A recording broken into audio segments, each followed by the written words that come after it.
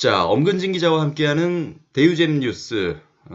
오늘 아침 주요 신문을 보면서 부동산 소식들, 어떤 소식들을 좀 비중 있게 다루고 있는지를 살펴보겠습니다. 일단 한국경제신문에서는 흔히 이제 여의도 학파라고 불리는 증권가 애널리스트 2명의 그 주택시장 현재 시장의 평가 그리고 전망 요거를 인터뷰로 담았습니다.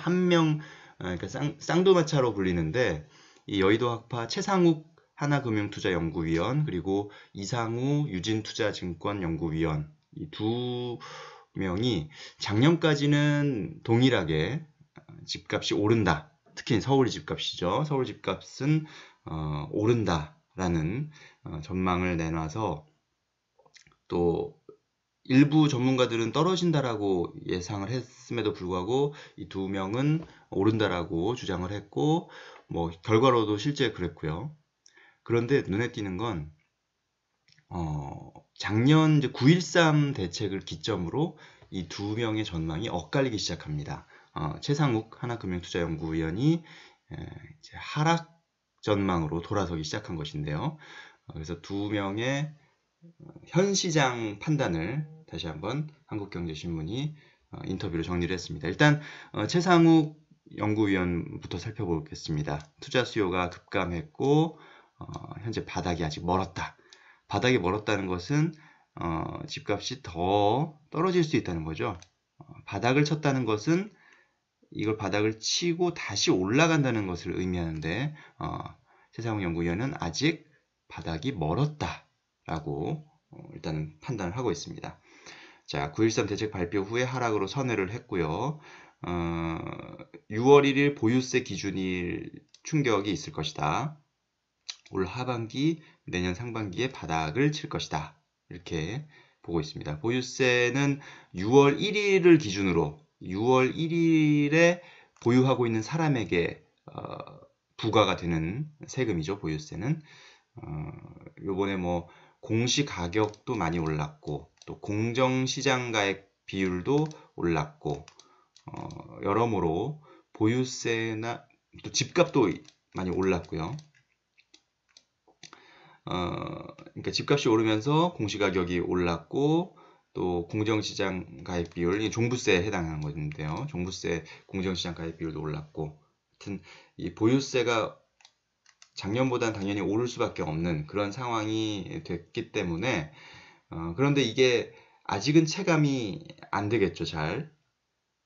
6월 1일 보유세 기준일 이후에 7월과 9월에 각각 이제 재산세를 나눠내게 되는데 이때 일단 실감을 하게 될 겁니다. 뭐 예를 들어서 작년에 뭐 재산세를 100만 원 냈던 사람, 그러니까 7월에 50만 원, 9월에 50만 원 냈던 사람이 뭐 올해 뭐 이보다 훨씬 많은 금액을 내게 된다든지 이랬을 때 체감하는 부담은 상당히 커지겠죠.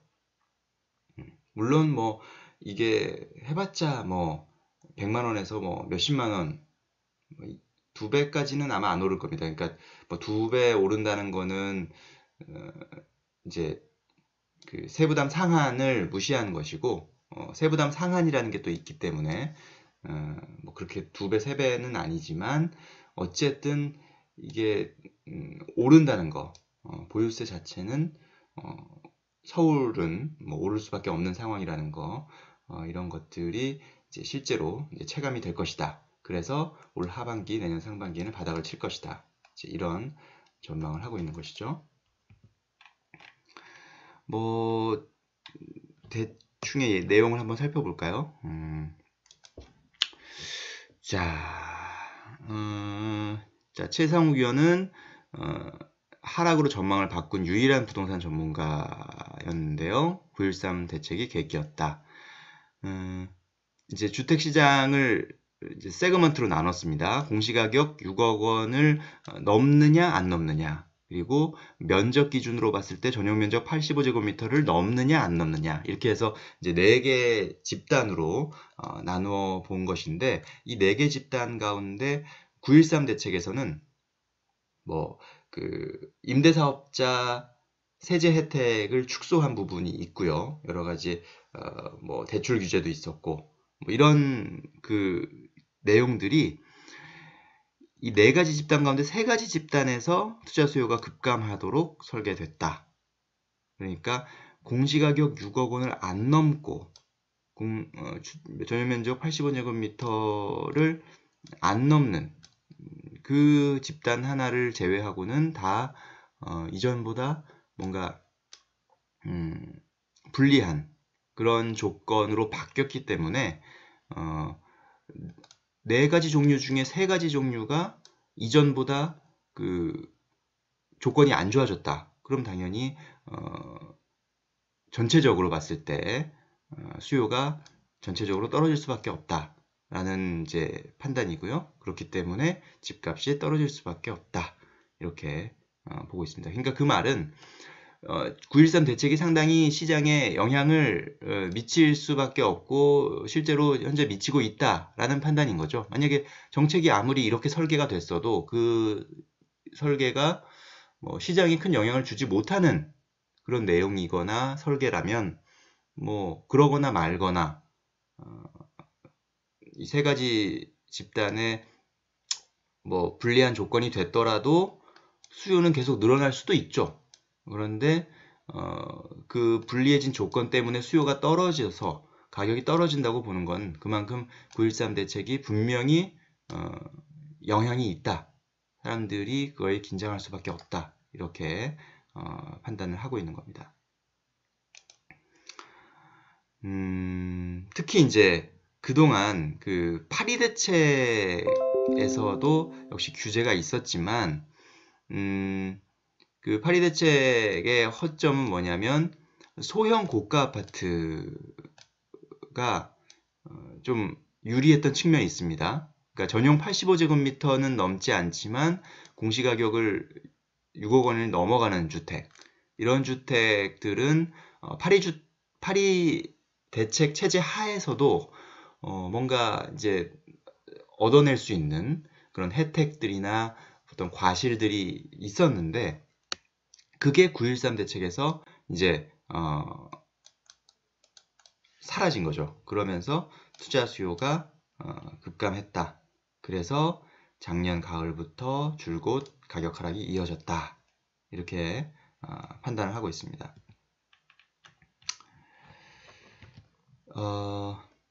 최상욱 위원은 올해 부동산 시장이 두 차례 충격을 받을 것으로 예상하고 있는데요. 상반기에는 아까 말씀드렸듯이 보유세 과세 기준일인 6월 1일이 고비라고 봤고요.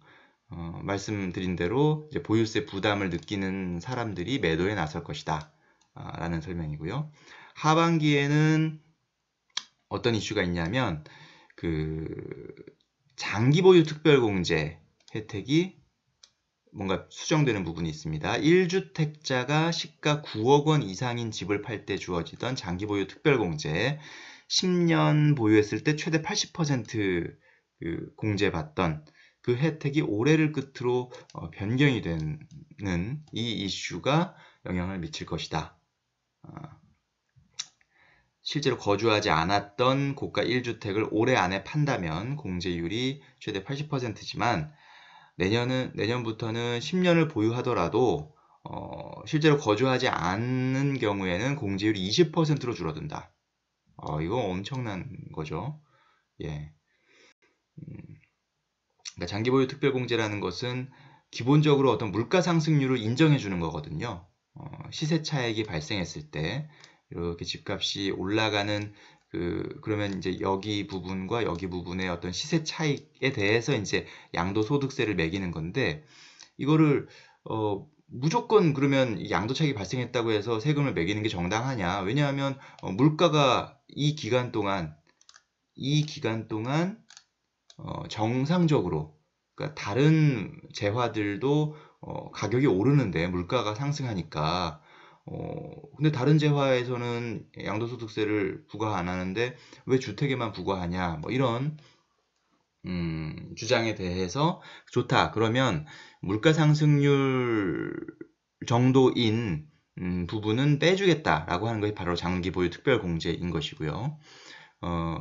그 공제율이 이제까지는 이제 80%였는데 10년 최대. 그런데 그것이 10년을 보유하더라도 이제는 20%로 내년부터 줄어들기 때문에 이거에 해당되는 분들, 그러니까 고가 주택을 좀 오래 보유해 왔던 분들은 올해 안에 팔아야 이 혜택을 온전히 받을 수 있고 내년에 팔면은 이 혜택을 온전히 받을 수 없다. 그러니까 뭐 팔 계획이 없는 분들, 앞으로도 계속 쭉 거주하실 분들은 상관없죠. 그런데 이제 한번 갈아타기를 해야 되나? 뭐 좀 더 큰 면적으로 가고 싶다. 이제 가족이 뭐 자녀가 늘어났다든지 아니면 자녀가 성장해서 뭔가 좀 그 생활의 공간이 좀 좁다고 느껴지시는 분들, 이런 분들한테는 올해가 조금 어떤 갈아타기 위한 시기가 될 수 있다는 것이죠. 예. 그래서 이러한 비거주 1주택 매물이 올해 안에 많이 나올 것이다 라는 것이 이제 최상욱 위원의 전망입니다. 다만 아까 말씀드린 대로 전용 면적 85제곱미터 이하면서 공시가격 6억 원 이하인 아파트는 오히려 수요가 늘어나서 가격이 상승할 것이다 라고 봤습니다. 그러니까 네 가지 집단 중에 그러니까 이렇게 나눠봤을 때 뭐 이것이 공시가격, 이걸 면적으로 봤을 때 여기는 이제 공시가격 6억 원도 넘고 전용 면적 85제곱미터도 넘는 그런 주택을 말하는 것이겠고요. 여기는 공시가격 6억 원은 넘지만 면적으로는 85제곱미터 이하인 거. 여기는 공시가격으로는 6억 원이 안 되지만 면적은 85제곱미터 넘는 거. 요거는 공시가격 6억 원도 안 넘고 면적도 85제곱미터 안 넘는 거. 그 중에 이 세 가지 집단은 9.13 대책 이후에 뭐 그대로거나 혹은 더 불리해지거나 인 반면 상대적으로 요 집단은 임대사업자 등록하는 경우에 일단 절세 혜택을 계속해서 누릴 수 있다. 이런 장점이 이제 부각이 되는 거죠. 오히려 상대적으로 얘네 셋이 안 좋아지거나 뭐 그대로이기 때문에, 그러니까 당연히 이제 투자처를 찾고 있는 사람들, 뭐 왜냐하면 노후도 뭐 준비하셔야 되고 하니까 그런 사람들한테는 요 집단은 오히려 더 관심이 갈 수밖에 없다. 그렇기 때문에 앞으로 투자 매력이 더 부각될 가능성이 있다. 특히 교통망이 개선되는 곳, 또 신축 아파트 뭐 이런 곳이 특히나 더 관심의 대상이 될 수 있다라는 것이 최상욱 위원의 판단입니다. 자, 반면에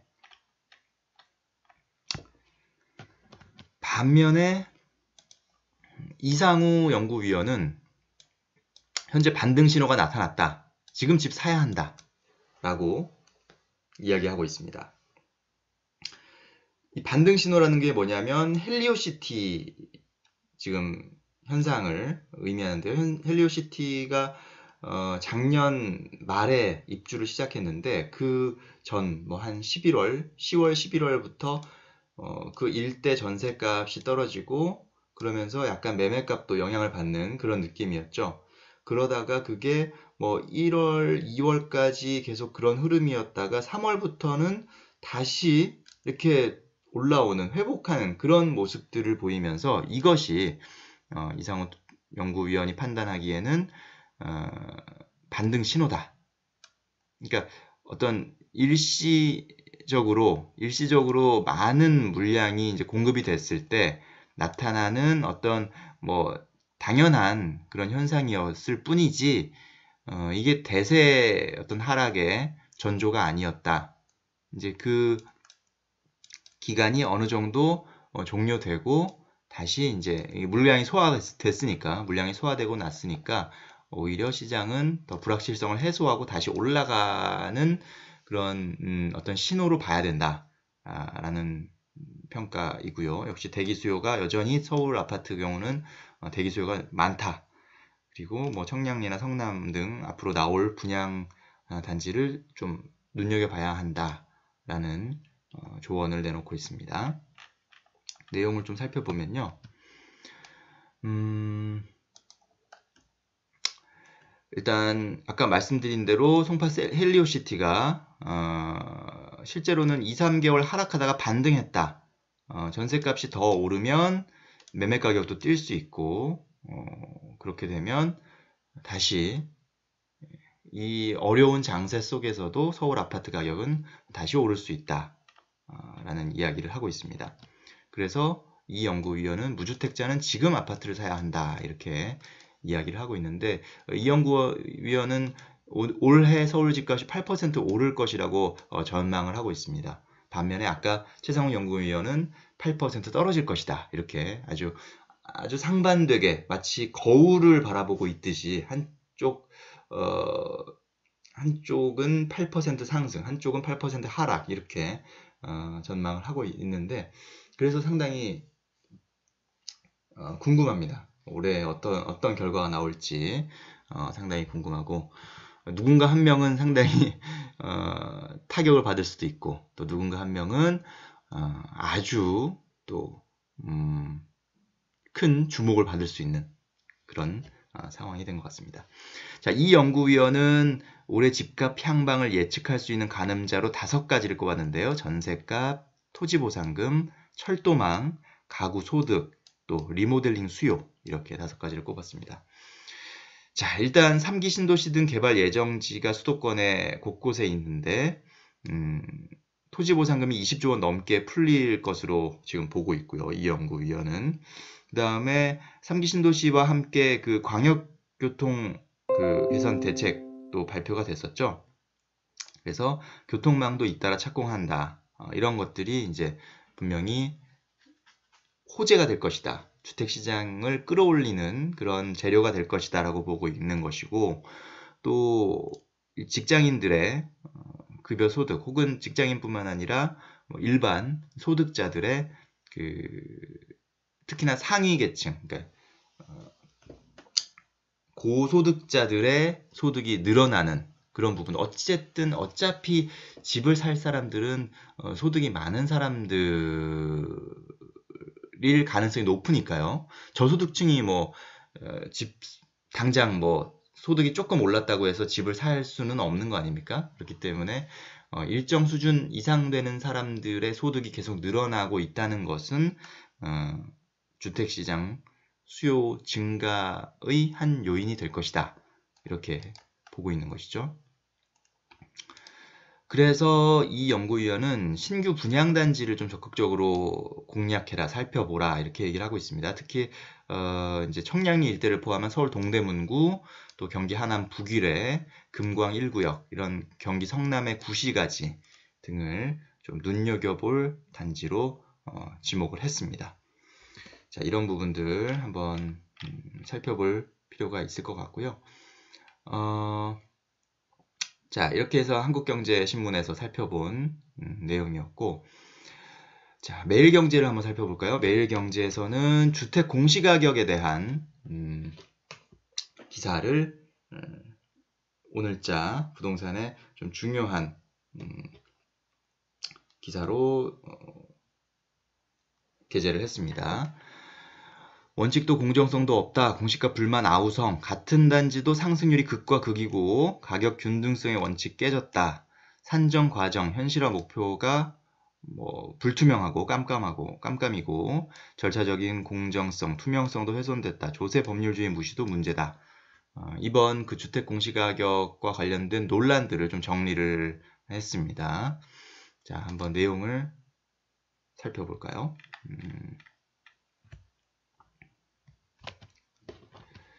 자, 일단은 사례를 먼저 들었네요. 표준주택이 무슨 봉입니까? 원치도 않는데 마음대로 선정해놓고 다른 주택보다 공시가격을 5%, 7%씩 올렸다는 게 말이 됩니까? 그러니까 더 올렸다는 게죠.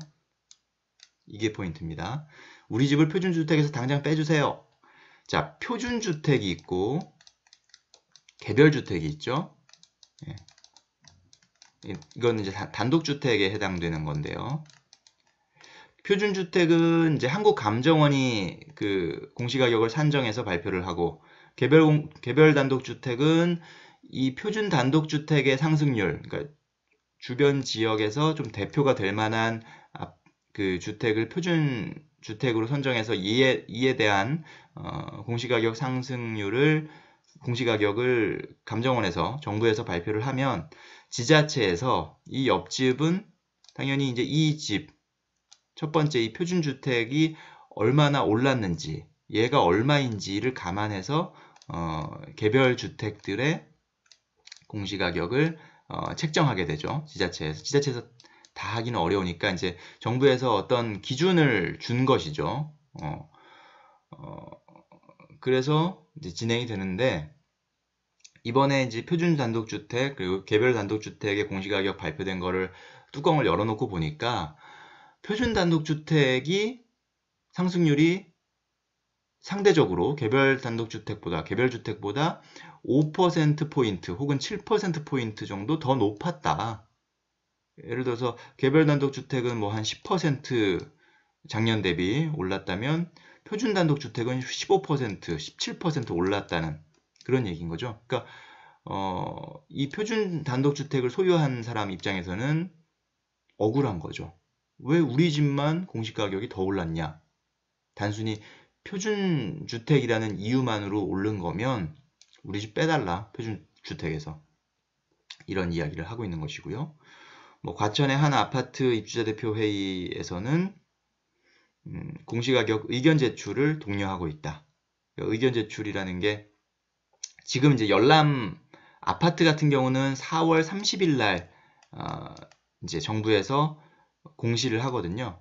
그러니까 지금은 열람 기간인데 이제 열람 기간도 얼마 안 남았습니다. 만약에 의견 제출하실 분들은 빨리 하셔야 돼요. 아마 이번 주 중에 4일인가요? 4월 4일인가까지로 알고 있는데 의견을 제출하셔야 됩니다. 그러니까 뭐 너무 많이 올랐다 뿐만 아니라 뭐 옆집보다 많이 올랐다, 혹은 같은 단지인데 같은 단지에서 뭐 몇 동 몇 호 라인은 뭐 한 5% 올랐는데 왜 우리 집은 10% 올랐냐, 뭐 이런 그 기준을 알려달라, 혹은 기준이 잘못된 거 아니냐라는 그런 의견을 제출할 수 있다는 것이죠. 그런 의견이 제출되면 이제 한국감정원에서 그 부분을 살펴보고 그 의견이 타당하다면 이제 뭐 이거를 뭐 한 7%로 수정해 줄 수도 있고, 아니면 인근 옆집 라인과 동일하게 5%로 수정해 줄 수도 있고 그런 겁니다. 그러니까 이거는 내가 적극적으로 의견을 내지 않으면 그냥 이렇게 넘어가는 거예요. 그러니까 여러분들 한번 잘 살펴보실 필요가 있습니다. 그러니까 이거를 그냥 믿고 넘어갔다가는 나중에 좀 억울할 수가 있습니다. 왜냐하면 뭐 저도 다 살펴보진 않았지만 같은 단지에서도 뭐 극과 극인 상황이 있다고 하니까요. 그러니까 살펴보실 필요가 있을 것 같습니다. 자, 그래서 이제 매일경제신문에서 뭐 전문가들 인터뷰나 이런 상황들을 살펴본 결과 이번 정부의 공시가격 정책이 조금 그 원칙과 어긋나는 부분이 있다 라는 부분입니다. 자, 일단 이렇게 뭐 세금이나 이런 부분은 상당히 좀 민감한 부분이거든요. 그래서 균등성, 공정성, 정의성 이런 것들을 좀 지켜줘야 되는 그런 부분이 있고, 특히나 이제 이 부분은 문재인 정부에서 국정을 운영하는 세 가지 원칙이다 이렇게 천명한 그런 부분이기 때문에 만약에 이것과 어긋나는 내용이 있다면 그것은 왜 그렇게 했는지에 대한 최소한 설명은 있어야 되는 거죠. 그러니까 주택정책, 아무리 주택정책이라도 그것이 전반적인 어떤 정부의 국정 운영 원칙을 거스른다면 뭐 어떤 사정에 의해서 거스를 수는 있죠. 그러면 그 사정이 어떤 사정인지를 좀 명확하게 설명해줘야, 그래야 세금을 내는 국민들 입장에서는 이해가 가고 수긍이 가면 이제 세금을 낼 수 있는 건데 그게 수긍이 되지 않으면 당연히 세금을 내면서도 불만이 쌓이고 그것이 결국은 사회적인 갈등으로 이어질 수 있다는 것이죠. 자, 아까 말씀드렸듯이 일단 균등성에서는 또 어떤 문제가 지적이 됐냐? 표준주택과 개별주택 간의 가격 적정성 논란이 이뤄지는 것이고요. 또 같은 공동주택 간에서도 현실화율이 좀 차이가 심하다. 그러니까 지금 아파트, 그러니까 공동주택 공시가격의 현실화율은 정부에서 발표한 게 뭐 68%, 약 70%, 이 정도 수준이거든요. 그런데 이게 그러니까 모든 그 공동주택에서 동일하게 70%를 반영하고 있으면 문제가 없죠. 그런데 어느 아파트는 아직도 뭐 50%의 현실화율을 보이는 단지도 있고 어느 단지는 뭐 85%의 현실화율을 보이는 단지도 있고 이러면 당연히 불만이 생기지 않겠습니까? 예. 우리 집은 왜 더 많은 세금을 내야 되냐? 이런 불만이 생길 수 있으니까요. 그런 부분들을 최소화해줘야 되는 게 정부의 역할인데 그 역할을 충분히 지금 잘 못하고 있다라는 그런 불만이 나올 수 있는 것이죠. 그러면 그 부분을 현실적인 부분도 분명히 있습니다. 왜냐하면 기존에 너무 차이 났던 부분이 있기 때문에 이걸 한 번에 다 따라잡기가 어려울 수 있어요. 그러면 그 부분을 조금 더 적극적으로 충분히 설명해 줘야 그래야 이 사람들이 납득을 하죠. 더 많이 내는 사람들이 납득을 하는데 예를 들어서 뭐 한 번엔 다 못 올리니까 3개년에 걸쳐서 올려서 너희들과 똑같이 맞춰줄 테니까 조금만 양해를 해달라고 하든지 아니면 이 기간 동안에 오히려 그러면 당신들은 좀 많이 내왔으니까 조금 감면을 해주겠다든지 그러니까 이 한시적으로라도 어쨌든 그러한 최소한의 성의, 노력 이런 것들을 보이면 당연히 이해하죠. 왜냐하면 취지 자체가 좋은 취지니까 정상화하자는 취지니까. 그런데 말로는 정상화한다고 말을 해놓고 실제로 뭐 현실화율은 그냥 찔끔 오르는 수준이고 현실은 아직도 여전히 우울한 상황이고 이렇게 되면 낮은 사람은 낮은 사람대로 낮은 상황에서 왜 이렇게 많이 올렸냐라는 불만이 생길 수밖에 없고 높은 사람은 높은 사람대로 아니 낮은 사람들 왜 빨리 안 올리느냐 왜 우리만 이렇게 역차별을 받아야 되느냐라는 그런 불만이 생길 수 있고 이런 것들이 조금 좀 안타깝고 답답하다는 그런 생각이 듭니다. 자, 공정성 부분은 어떤 게 있을까요? 시세 등 기초정보, 또 산정 과정을 미공개하는 부분, 그래서 투명성이 좀 떨어진다. 네. 이런 부분들은 충분히 요구할 수 있죠. 왜냐하면 이 산정을 통해서, 이 공시가격 산정을 통해서 세금을 내야 하는 국민들 입장에서는 그 과정이 얼마나 공정한지, 그 기준이 무엇인지를 알고 싶은 건 당연한 거 아니겠습니까? 예, 이게 뭐 세금이 아니라 그냥 단순히 어떤 뭐 그냥 뭐 기준이다, 뭐 등급이다, 뭐 이거면 모를까, 뭐 그것도 문제가 있겠지만 어쨌든 이거는 세금을 내야 하는 어떤 그 기준이거든요. 당장 세금을 내야 돼요. 이걸로 인해서. 그러면 이 사람들한테는 적어도 기준은 설명해주고 그 과정이 어땠는지를 설명해줘야죠.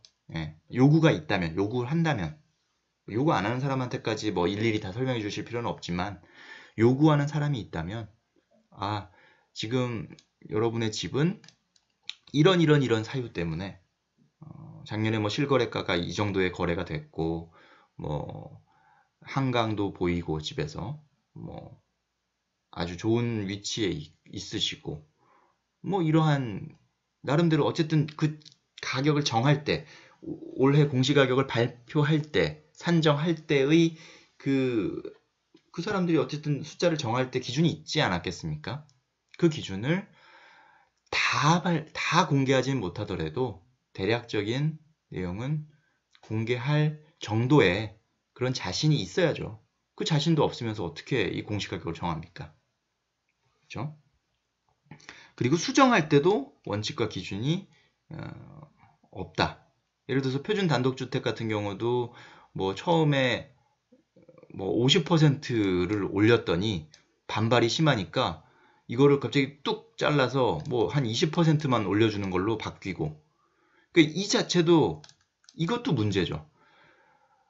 떼썼더니 또 상승률을 깎아줬다? 그러면 처음에 50% 올렸을 때는 어떤 기준이었고 20%로 낮춰준 거는 또 어떤 기준인지, 뭐 이런 기준도 그냥 우는 아이한테는 떡 하나 주고 안 울면 그냥 넘어가고 떡 안 줘도 되고, 이런 것도 참 우울하죠. 이러니까 사람들이 계속 울 수밖에 없는 거 아니겠습니까? 예. 이렇게 기준이 명확하지 않으면 계속해서 문제가 생길 수밖에 없다라는 이야기고요. 자, 정의성. 조세 부과는 법률에 의한다는 조세 법률주의를 훼손하는 것이다. 예.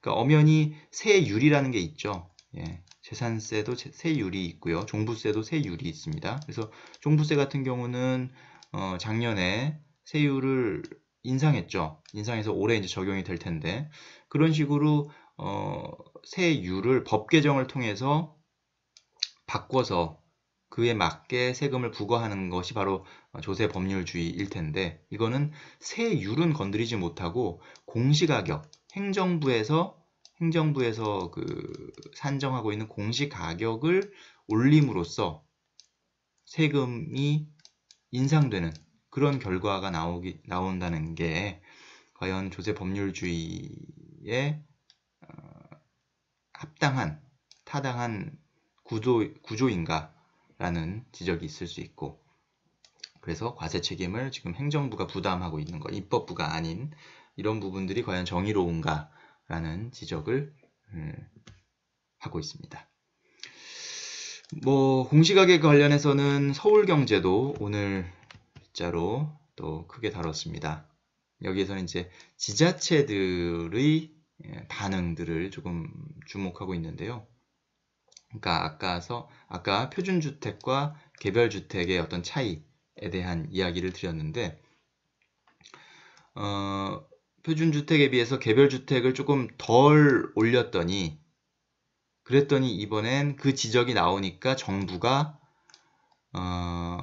지자체에 대한 지자체의 그 가격 산정에 대해서 조사를 하겠다. 또 그것을 검증한 한국감정원을 감사하겠다. 이렇게 나오니까 지자체는 화가 난 겁니다. 왜냐하면 이 개별주택의 공시가격도 국토부의 지침에 따라서 정한 건데 자기네들은, 그런데 이제 와서 갑자기 우리를 다시 조사한다고 하는 게 이게 말이 되냐. 너네 표준공시가격이 너무 높았던 것이다. 표준공시가를 낮춰라. 이제 이게 지자체들의 이야기인 거죠. 자, 지자체는 절차대로 했는데 황당하다. 표준 단독주택과 개별 단독주택 간 공시가격 차이가 커서 형평성이 어긋난다는 지적이 나오자 국토부가 한국감정원을 대상으로 감사에 나선다고 밝혔고, 그러다 보니까 이제 각 구청에서는 아니 표준주택 공시가격 자체가 들쑥날쑥했다. 인근주택인데도 어떤 표준주택은 상승률이 5%, 어떤 표준주택은 상승률이 100%에 달했다. 이런데 개별주택의 그 상승률을 정하는 것도 어려웠고, 또 상대적으로 표준주택은 어떤 그 동네의 좀 대표적인 주택, 좀 번듯한 주택인 경우이고, 개별주택은 좀 특수하게 좀 조그만 뭐 혹은 좀 못생긴 뭐 이런 주택이 있을 수 있죠. 그런 가능성이 있죠. 왜냐하면 더 많으니까, 경우의 수가 많으니까. 그래서 저렴한 가격대가 많다 보니 당연히 평균값은 내려갈 수밖에 없지 않느냐, 이런 설명인 겁니다. 그리고 그 과정에서 우리는 국토부 지침대로 산정을 했고 또 정부의 승인까지 받아서 지금 예정 공시가격을 내놓은 건데, 그거를 우리를 조사한다니까 어이가 없다. 이렇게 반응을 하고 있는 겁니다. 본질은 놔두고 검증 강행하겠다는 국토부라고 서울경제에서는 지적을 하고 있습니다. 전문가들은 깜깜이 공시가 문제부터 개선해야 한다고 주장하고 있다. 산정 방식에 대해서는 지금 정부가 함구하고 있는데 이런 부분들을 공개적으로 명확히 하지 않는 이상 계속 이 문제는 계속 매년 반복되고 불거질 수밖에 없고 사회적인 갈등은 쌓이고 그것이 결국 사회적인 비용으로 또 이어지고요. 모든 사람들이 결국은 계속 공시가격을 들여다봐야 하는 그런 상황이 되는 거죠. 믿지 못하는 상황이 되는 거죠. 이런 부분들을 좀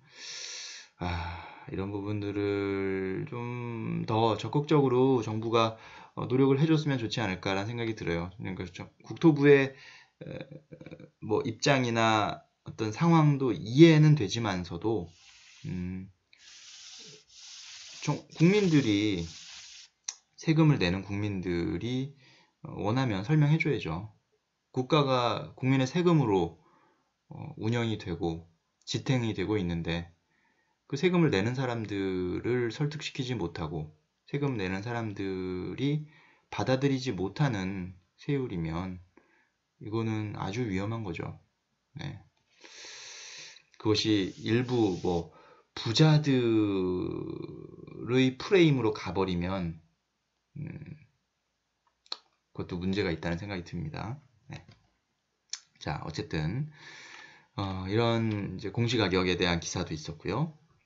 자, 앞서서 뭐 그 분양을 노려라. 특히나 뭐 이제 청량리나 혹은 북일해 뭐 이런 쪽이 특히나 좀 유망하다라는 그런 전문가 이상호 연구위원회의 어떤 조언도 있었는데요. 그거와 관련해서 북일해 힐스테이트가 이제 청약을 시작합니다. 이번 주에 청약 가점 60점대면 노려볼 만하다. 뭐 이런 기사가 나왔네요. 4일날 1순위 청약 관심 집중 3.3제곱미터당 1833만원 주변 시세의 60%다. 주변 시세 대비해서 일단 저렴하기 때문에 로또라는 말을 붙이는 거죠. 이러면 기본적으로 다 지어져서 이제 준공해서 입주할 때쯤 되면 그 차이, 이 차이를 시세 차익을 누릴 수 있으니까 그러니까 이게 로또 아니냐라는 이야기고요. 특히나 이 북일해 힐스테이트는 중도금 대출이 가능한 브랜드 아파트라는 점이 매력적이라는 평가이고요. 다만 8년간 전매가 제한되기 때문에 좀 장기적인 계획을 가진 분들이 접근하셔야 되겠고 또 하남시에 위치해 있기 때문에 이런 학군 같은 것도 한번 고려하실 필요가 있다. 8년이기 때문에 8년이면 뭐 만약에 갓난아기가 지금 있다면 그 사이에 학교를 들어갈 수도 있는 상황이고 또 지금 초등학생이면 대학을 갈 수도 있는 그런 기간이기 때문에 학군을 고려해야 한다는 그런 조언이 있습니다. 자, 지난달 29일에 모델하우스를 열었는데 4일부터 1순위 청약을 하고요.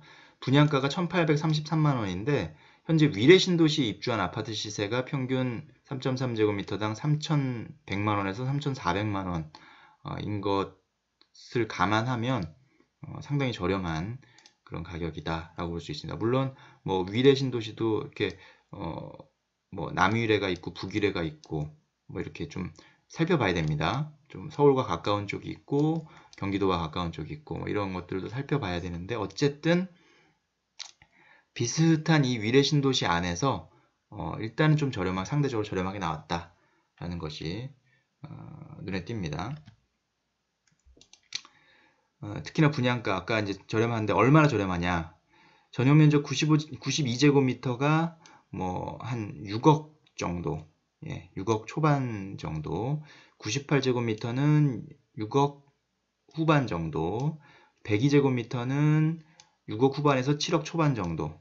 그러니까 9억 원을 다 안 넘죠. 9억 원을 안 넘으면 중도금 대출이 이제 가능하다는 거, 이게 상당히 장점입니다. 지금 서울에서는 새로 분양하는 경우에 9억을 넘는 경우가 거의 대부분이어서 그래서 중도금 대출이 불가능한데 일단은 중도금 대출이 가능하다는 거. 그러면 40%까지는 중도금을 받을 수 있으니까, 대출을 받을 수 있으니까 60%만 내가 지불할 수 있으면 가능합니다. 계약금이 20%고 그다음에 중도금이 60%인데 40%는 대출 받고 20%는 자기가 내고.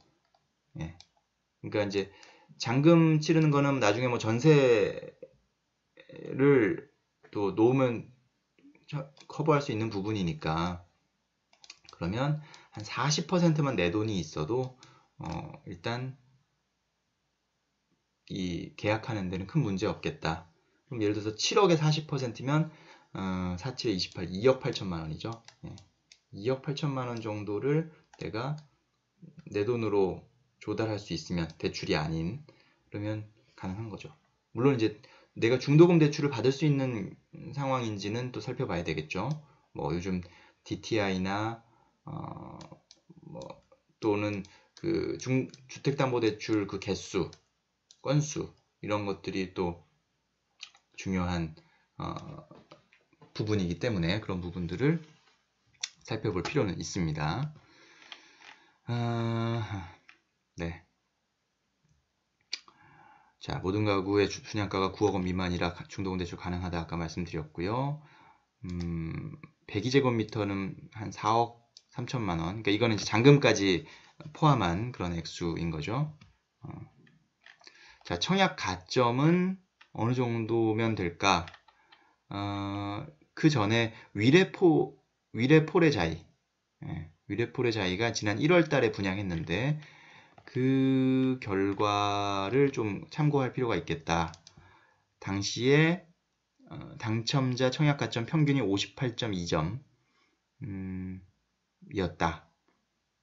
그런데 요 힐스테이트 북일에는 그거보단 조금 높을 것으로 예상된다 라는 그런 이제 전망이 있으니까 하남시 1순위자는 한 50점대 후반, 경기도 1순위자는 60점대 초반, 수도권 1순위 거주자는 60점대 후반이면 당첨권에 들 것으로 보고 있다, 이렇게 얘기하고 있는데, 요거는 조금 살펴봐야 될 것 같아요. 요거 물론 이제 이 정도면 안정권이라고 봐야 될 것 같고요. 제가 봤을 땐 아까 이제 평균이 58.2점이라는 것은 커트라인과는 다른 개념이죠. 예. 당첨자 평균이 58.2점이면 그보다 높은 사람도 있고 낮은 사람도 있지 않습니까? 그러니까 우리는 당첨되는 거는 청약가점이 70점이어도 당첨될 수 있는 거고, 뭐 예를 들어서 그냥 50점만 돼도 당첨될 수 있는 겁니다. 어쨌든 여기 안에만 들면, 그죠? 그 안에서의 차별은 없어요. 이 안에만 들면 이 사람들은 동일한 혜택을 받을 수 있는 사람들이기 때문에 그렇기 때문에 이 정도 점수면 저는 뭐 그냥 거의 확실시된다, 안정권이다, 이렇게 볼 수 있을 것 같고, 물론 위례포레자이보다 조금 더 높을 수는 있습니다. 분명히 가격도 저렴하고 뭐 중도금 대출도 다 나오고 뭐 이런 부분들이 있기 때문에, 어쨌든 이 점수가 아니더라도 조금 모자란다고 해서 포기할 필요는 없다라는 말씀을 드리고 싶은 것이죠.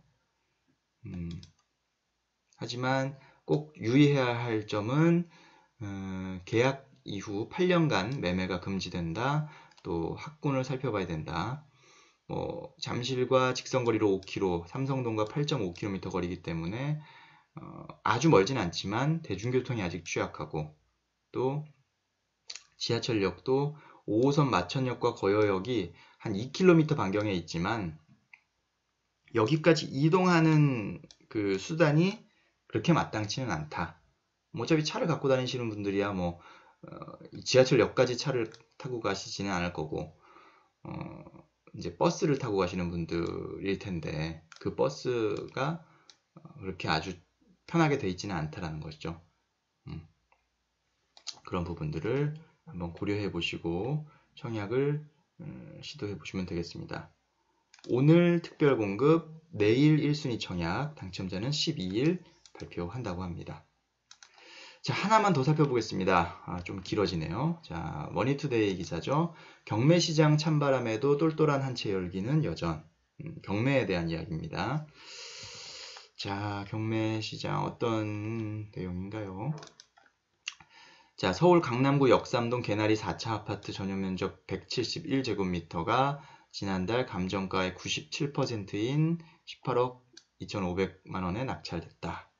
네, 한 차례 유찰돼서 최저 매각가 15억 400만원에 나왔지만 이것보다는 훨씬 높은 18억 2,500만원에 낙찰된 거죠.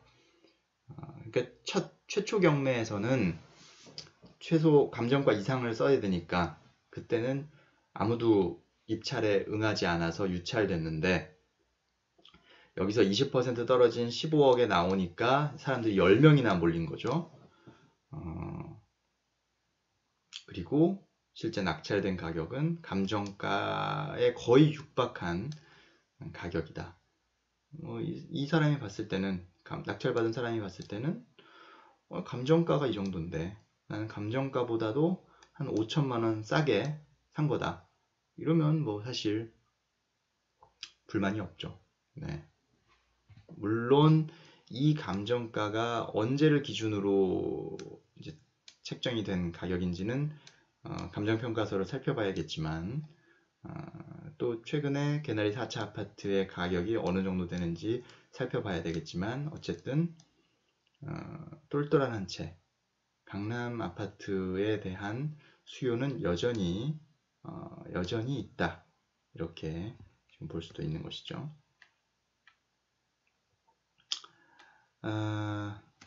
네. 자, 개나리 4차는 재건축 단지입니다. 재건축 단지고 79년에 지어졌네요. 79년에 지어져서 지금 이제 HDC 현대산업개발이 시공사로 선정돼서 499가구 규모로 다시 짓게 되는 그런 단지입니다. 평균 분양가는 4천만원 초중반대에 달할 것으로 부동산 중개업소에서 예상하고 있고요. 네. 자, 뭐 그렇습니다. 지지옥션의 설명에 따르면 올해는 1회 응찰에서 분위기를 보고 2회 낙찰받는 경우가 상당히 많다. 거의 이게 공식으로 지금 만들어지고 있다라는 얘기고요. 그만큼 눈치 보기가 상당히 심하다. 이런 얘기입니다. 강남 고가 아파트는 뭐 이렇게 2회에서 낙찰이 되는 이런 상황이지만 다른 지역 경매 시장은 좀 싸늘히 식고 있다. 이렇게 또 평가가 되고 있습니다. 부동산 114에서는 서울은 일단 물량 공급이 많지 않고 또 부동산 규제 등으로 서울 지역별로도 양극화 현상이 더 심해지고 있다. 그래서 경매에 나온 강남권 아파트들이 감정가와 비슷한 수준의 낙찰을 받고 있는데 가격 하방 경직성이 큰 것으로 풀이된다. 그러니까 이들 아파트들은 가격이 하방하는 것에 대해서 상당히 조금 그렇게 아주 뭐랄까 가격이 떨어지는 게 그렇게 아주 자연스럽지는 않다. 그만큼 수요가 있다. 뭐 이런 표현인 거죠. 네. 자, 4월 3일 주요 경제지들의 부동산 뉴스, 주요 뉴스들을 좀 정리를 해봤는데요. 상당히 할 말이 많은 부분들이 있네요. 네. 이런 것들만 잘 따라가도 상당히 부동산 시장에 대해서 좀 더 잘 이해할 수 있지 않을까 싶습니다. 시간이 되는 대로 자주 정리를 해드리겠고요. 여러분들 자주 찾아뵙겠습니다. 엄근진 기자의 대유잼 뉴스 많이 사랑해 주시고 좋아요와 구독 눌러주시는 거 잊지 마십시오. 감사합니다.